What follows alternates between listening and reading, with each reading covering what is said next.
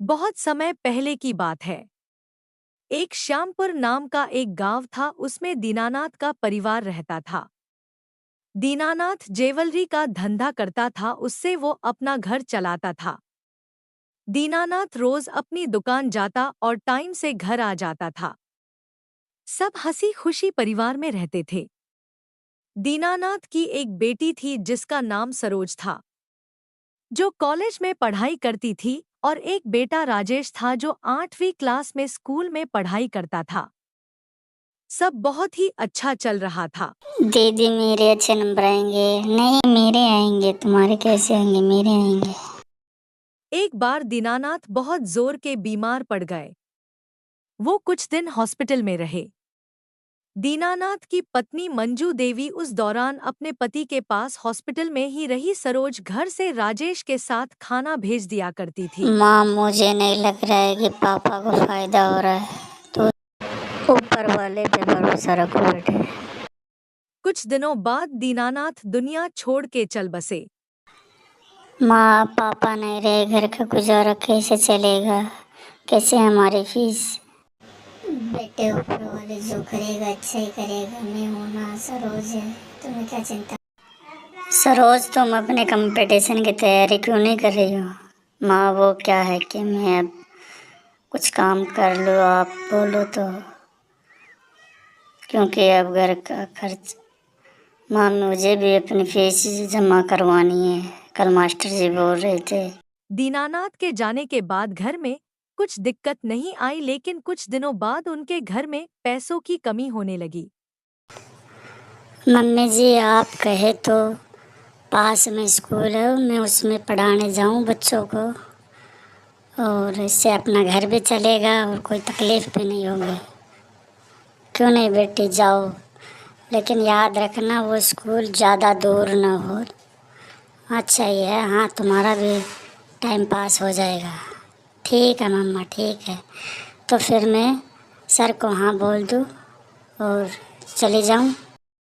फिर दीनानाथ की बेटी सरोज एक स्कूल में बच्चों को पढ़ाने का काम करने लगी।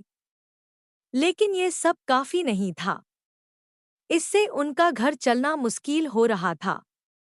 सरोज की माँ की तबीयत भी अब खराब होने लगी।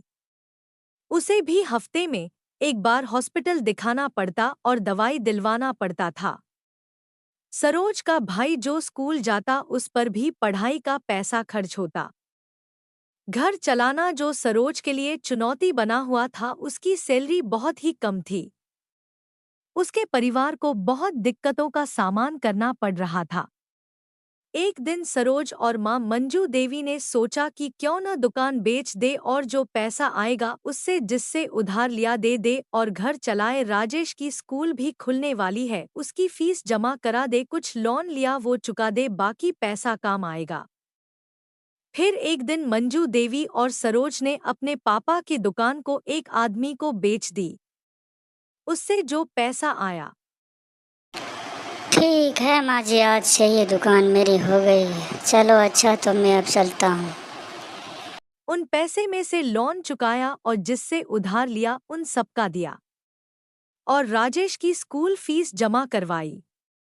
कुछ दिन सब ठीक चलता रहा, लेकिन एक दिन सरोज की मां मंजू देवी बहुत जोर की बीमार पड़ गई। उसको हॉस्पिटल में भर्ती करवाना पड़ा। सरोज अपनी मां के पास रही, जिससे उसकी स्कूल छूट गई। अब तो उनके बुरे दिन शुरू हो गए। सरोज की मां अब ठीक होके घर में आ गई, लेकिन सरोज अब स्कूल में जाना बंद कर दिया। उनके घर में पैसों की तंगी होने लगी। मंजू देवी और सरोज ने कुछ पैसे लोन से ले लिए। वक्त गुजर रहा था। एक दिन सरोज बाहर बैठी कुछ सोच रही थी। उसके कानों में एक आवाज आई। पहले तो सरोज ने सोचा ऐसे ही होगा, लेकिन सरोज के कान अरे, ये तो अजीब सी आवाज़ है। ये आवाज़ तो उस पेड़ के पास से आ रही है। चलो चल के देखते हैं। हाँ, यहीं से तो आवाज़ आ रही थी, यहीं है। हाँ, इसी पेड़ से। अरे, कहीं इस बोतल में तो कुछ नहीं है। चलो इस बोतल को खोल के देखते हैं। आवाज़ तो यहीं से आ रही है। इसी बोतल के अंदर मुझे कुछ लगता है। चलो इसका ढक्कन खोलते हैं। कानों में फिर से एक आवाज आई। फिर सामने एक पेड़ था। सरोज उस पेड़ के पास पहुंच गई। फिर जब सरोज उस पेड़ के नजदीक गई तो उसके कानों में एक आवाज और आई कि मुझे आजाद करो, आजाद करो। उस पेड़ के नजदीक जब सरोज पहुंची तो उसको एक बंद बोतल मिली। सरोज ने उस बोतल को उठाया और उसका ढक्कन खोला तो उसमें से एक चुड़ैल निकली। चुड़ैल को देखकर सरोज वहीं बेहोश हो गई। फिर चुड़ैल सरोज की तरफ देखने लगी और सोचा कि इस लड़की ने मुझे इस बोतल से आजाद किया, मैं इसकी दोस्त बन जाऊं। फिर चुड़ैल ने अपने जादू से सरोज को होश में लाई। जब सरोज को होश आया तो वो डर गई, लेकिन चुड़ैल ने उससे कहा कि डरो मत, तुमने मुझे इस बोतल से आजाद किया, मेरी जान बचाई, आज से मैं तुम्हारी दोस्त हूँ, जो तुम मांगोगी मैं दूंगी। ये सब सुनकर सरोज बहुत खुश हुई। सरोज ने कहा मुझे मिलेगा। चुड़ैल ने कहा जरूर। फिर सरोज उस चुड़ैल को अपने घर ले गई। देखो ये हमारा घर है, मेरे घर में मेरी माँ है और मेरा एक भाई है, ठीक है। चलो तो अंदर चलते हैं फिर। देखा वो मेरी माँ बेटी है और वो मेरा भाई है, ठीक है। ये हमारा घर है, समझ गए ना। और वो सिर्फ सरोज के अलावा किसी को नहीं दिखाई देती। राजेश कभी कभी सरोज से पूछता कि दीदी आप किससे बात करती, तो सरोज यूं ही बात को टाल दिया करती।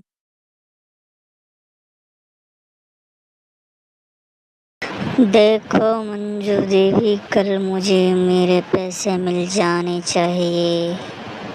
अगर तुमने कल मुझे मेरे पैसे नहीं दिए तो ये घर खाली करना पड़ेगा। अभी तो मैं जा रहा हूँ, कल फिर आऊँगा। एक दिन एक साहूकार अपने पैसे लेने सरोज और मंजू देवी के घर आ गया। उसका कुछ पैसा लोन से लिया हुआ था। साहूकार ने कहा अगर कल पैसा नहीं दिया तो मैं ये घर खाली करा लूंगा। सरोज की मां मंजू देवी रोने लगी, लेकिन सरोज ने कहा मां आप चिंता मत करो, कल पैसों का इंतजाम हो जाएगा। फिर उस रात सरोज ने चुड़ैल को सारी बात बताई। जब वो चुड़ैल से बात कर रही तो उसकी माँ की आंखें खुल गई और मंजू देवी ने उससे कहा बेटी किससे बात कर रही, तो सरोज ने सारी बात बताई और चुड़ैल उसकी माँ के सामने आ गई। चुड़ैल ने सरोज को कुछ पैसे दिए। माँ देखो, एक दिन मैं बाहर बैठी थी तो एक पेड़ के नीचे से मुझे आवाज़ आ रही थी। मैंने उस पेड़ के पास जाकर देखा तो एक बोतल थी, उस बोतल के अंदर ये निकली चुड़ैल। मामा ये बहुत अच्छी है, ये हमें नुकसान नहीं पहुंचाएगी, इसने मेरी बहुत बार मदद की है, इसने बहुत मदद की है और आगे भी मदद का वादा मुझसे किया है इसने। आप चिंता ना करो, ये हमारी मदद करती रहेगी। हाँ माँ जी, सरोज ने मुझे एक नई ज़िंदगी दी है, उस बोतल में से मुझे आज़ाद किया है। मैं आपके और आपके परिवार की एहसानमंद हूँ, मदद करती रहूँगी। हाँ माँ जी, ये लो कुछ रुपये, और साहूकार आए तो उसे उसके पैसे वापस लौटा देना। और माँ जी कुछ चाहिए तो मुझे बोल देना। बाप रे, पैर दुखने लगे। हाँ तो कहाँ है मेरे रुपये? रुपयों का इंतज़ाम हुआ? बोलो, अगर रुपयों का इंतज़ाम नहीं हुआ तो ये घर खाली कर दो। ये लो आपके पैसे। पैसे लेकर सरोज की माँ बहुत खुश हुई। चुड़ैल ने कहा ये पैसे सब उस साहूकार को दे देना। सरोज और मंजू देवी चुड़ैल की दयालुता से बहुत खुश हुए। अब वो चुड़ैल उनके घर में उनके साथ रहने लगी। सरोज और मंजू देवी ने जिस जिस का पैसा उधार लिया उन्होंने सब का पैसा दे दिया। और एक दिन सरोज ने चुड़ैल से कहा अब आप आज़ाद हो, आपका मन करे वहां जा सकती। फिर चुड़ैल उनके परिवार से विदा लेकर चली गई। मंजू देवी और उसका परिवार अब हंसी खुशी रहने लगे। मोहन की एक बेटी थी जिसका नाम गुड़िया था। वो 11 साल की थी। मोहन की पहली पत्नी आरती 2 साल पहले बीमारी की वजह से मर गई थी। देखो गुड़िया, मुझे सारा चबूतरा साफ सुथरा चाहिए, कहीं खेलने मत लग जाना, ठीक है ना? मैं जा रही हूँ। मोहन ने दूसरी शादी कर ली। दूसरी पत्नी अंजू बहुत ही गुस्सैल स्वभाव की थी। वो गुड़िया को बहुत परेशान करती थी। जब मोहन काम पे चला जाता तो घर का सारा काम वो गुड़िया से करवाती और उस पर खूब गुस्सा करती थी। गुड़िया, झाड़ू निकालो, देखो कितना सारा काम अभी बाकी है, जल्दी जल्दी निकालो। ये लड़की तो किसी काम की नहीं है और इसका बाप चला जाता है बाहर और ये मेरा दिमाग खराब करती रहती है। माँ, आप कहाँ चली गई? आपकी बहुत याद आ रही है।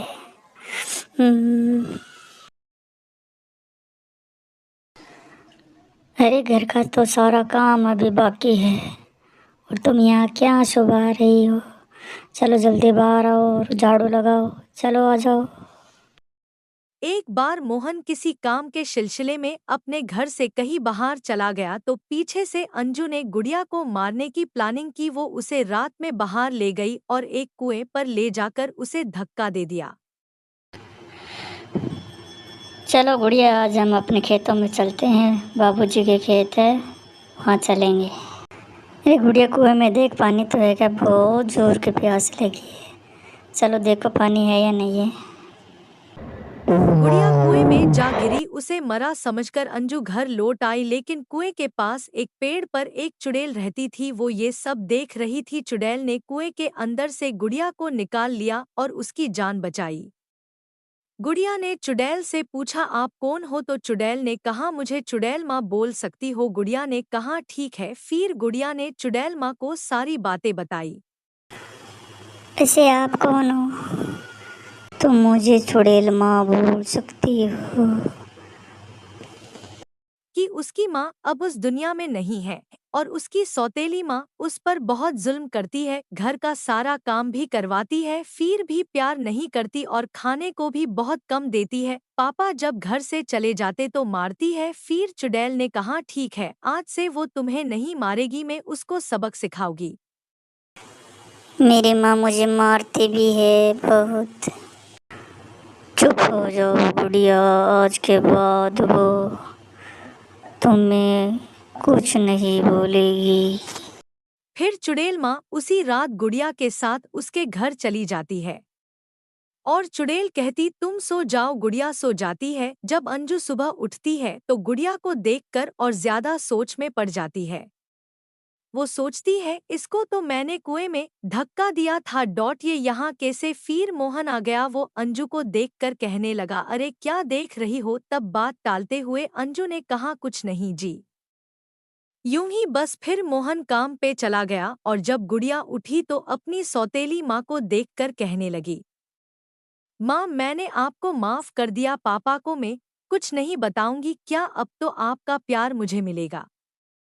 लेकिन अंजू को गुड़िया की बातों का कोई फर्क नहीं पड़ा। उसका दिल नहीं पिघला।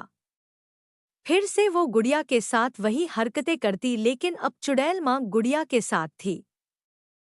जब भी वो गुड़िया के साथ कुछ गलत करने की सोचती तो चुड़ैल माँ उसको सबक सिखाती। एक बार गुड़िया अपनी छत की बालकोनी में खड़ी थी तो अंजू ने सोचा, क्यों ना इसको नीचे धक्का दे दूं। जैसे ही अंजू गुड़िया को धक्का देने आगे बढ़ी, चुड़ैल माँ ने देख लिया और गुड़िया को वहां से हटा दिया और अंजू सीधा नीचे जा गिरी। अंजू का एक पैर टूट गया। गुड़िया अपनी माँ की इस हरकत को अपने पापा को नहीं बताया। गुड़िया अपनी माँ की सेवा करती और दवाई देती। एक दिन अंजू का पैर ठीक हो गया। अब अंजू को अपनी गलती का एहसास हुआ और उसने गुड़िया से माफी मांगी। अब दोनों माँ बेटी की तरह घर में रहने लगी। गुड़िया बेटी, मुझे माफ़ कर देना, मैंने तुम्हें बहुत सताया है। कोई बात नहीं माँ, शाम को बुलावा जब घर आ जाए तो बुलावा नहीं कहते उसको। बहुत समय पहले की बात है। सुल्तानपुर गांव में 3 दोस्त साथ रहते थे। तीनों ही दोस्त साथ काम धंधे पर जाते और साथ आते। तीनों दोस्तों का नाम चिराग, दीपक, चमन था। सेठ जी, आज का काम हो गया, पैसे दे दीजिए। हाँ ठीक है, और कल काम पे आ जाना। काम खत्म करके तीनों दोस्त साथ घर आया करते। फिर चमन और दीपक शराब की दुकान में खूब शराब पीते थे। दीपक, कौन सी मंगानी है? चलो ऑर्डर दे दे।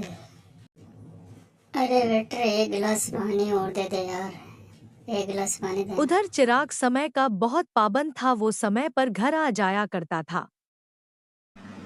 आ गए बेटे में, और तुम्हारे बाबूजी कब से तुम्हारा इंतजार कर रहे थे। नहीं माँ, कुछ ऐसे ही थोड़ा काम था तो लेट हो गया। अरे आप इंतजार क्यों कर रहे थे? माँ बाबूजी भी सो गए, अब मैं भी सोने जाता हूँ। हाँ बेटे, जाओ जाओ, जल्दी सो जाया करो, तुम सुबह भी जल्दी काम पे चले जाते हो। ठीक है बेटे, जाओ सो जाओ, रात बहुत हो चुकी है। चमन यार, आज तो मज़ा ही आ गया यार।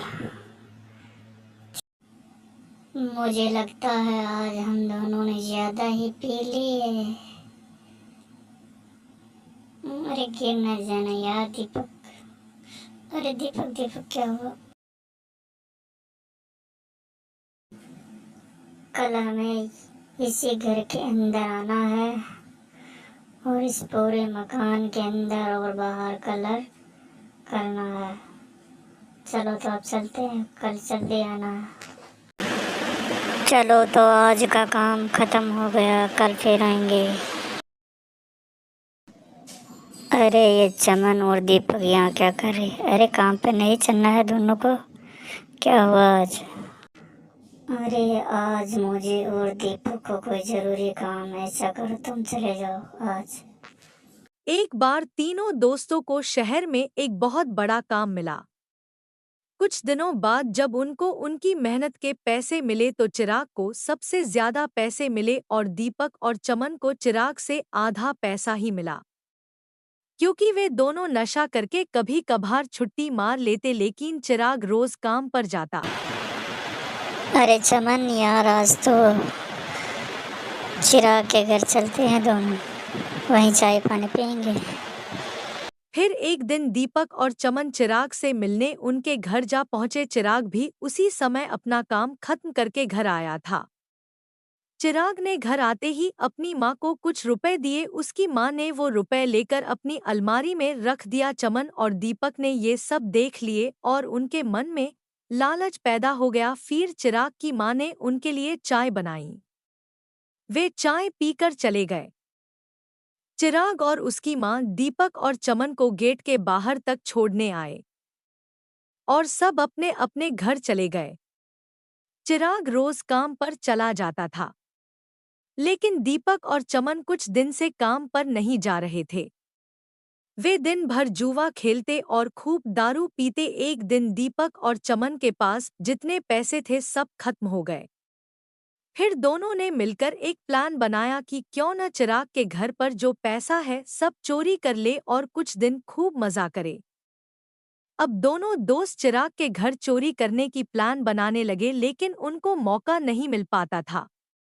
एक दिन चिराग कहीं बाहर काम पर गया हुआ था और 2 दिन घर नहीं आने की बोल के गया। ये बात दीपक और चमन को पता लग गई। फिर उन्होंने उसी रात चिराग के घर चोरी करने की योजना बनाने लगे और रात में चिराग के घर जा पहुंचे। अरे चमन और दीपक, तुम अभी तक सोए नहीं और यहाँ क्या कर रहे हो? देखो बुढ़िया, हमारे पास एक भी पैसा नहीं है। अगर तुम अपनी जान की हिफाजत चाहती हो, बचना चाहती हो, तो सारे पैसे हमारे हवाले कर दो। जाओ पैसे लेके आओ। नहीं, मैं तुम्हें उसमें से 1 रुपया भी नहीं दूंगी, वो मेरी बेटी की मेहनत की कमाई है। अच्छा तो फिर मरने के लिए तैयार हो जा बुढ़िया। जब चमन और दीपक चिराग के घर पहुंचे तो चिराग की माँ उस टाइम जाग रही थी। उसने दोनों से पूछा यहाँ क्या कर रहे, तो दीपक ने और चिराग ने कहा बुढ़िया जितना पैसा जमा करके रखा सब हमारे हवाले कर दो, नहीं तो हम दोनों तुम्हें मार देंगे। लेकिन चिराग की माँ ने पैसे देने से मना कर दिया। फिर दोनों को गुस्सा आ गया और चाकू से चिराग की माँ को मार डाला। चिराग की माँ मरने के बाद भूत में बदल गई। फिर चमन और दीपक उसके घर से पैसे लेकर फरार हो गए। जब 2 दिन बाद चिराग घर आया तो अपनी माँ को मरा हुआ सुनकर बहुत रोया। उसके पिता भी उसके साथ बहुत रोए।